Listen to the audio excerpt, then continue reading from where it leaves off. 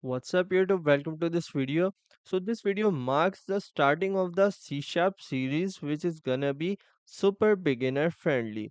We will learn what is programming, the whole concept of writing programs, and later on we will understand how to develop logic, problem solving ability, and develop algorithm and so on.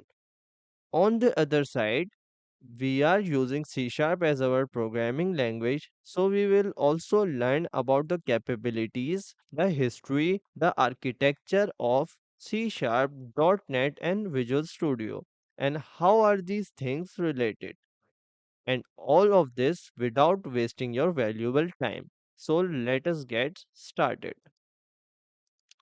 So if we are about to write a program, the first question arrives is why we are doing it. So let us take the example of two human beings. If they want to communicate with each other, they will use a language. So it could be English, French, or any other language. The computer does the same. If we want to communicate with a computer, we can use a language. But the only language that computer understand is the language of one and zeros.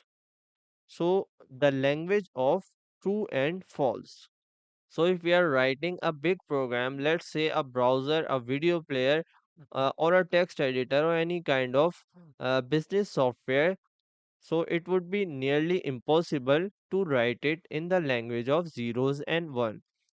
So to tackle this problem, we have intermediate languages. So they are called programming languages. So we write programs in computer like this to make the computer understand what we are trying to make it do. So when I press this start button, this program will be converted into zeros and one which the computer can understand, and the computer will produce output. So when I press this code is converted into this program. So it's asking me for a number. Let's say I write 2, press enter.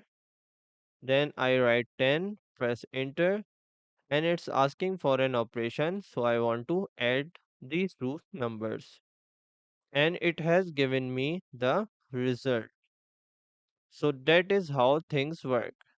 We write a program in some programming language, it is converted into the language of computer, which is zeros and one, and then the computer produces an output so we can understand the result. So this is it for the video. Follow the series to learn more amazing things, and you can easily write programs like this or even better stuff if you just pay attention and learn. So this is all for the video. Thanks for watching and do subscribe to the channel. See you next time.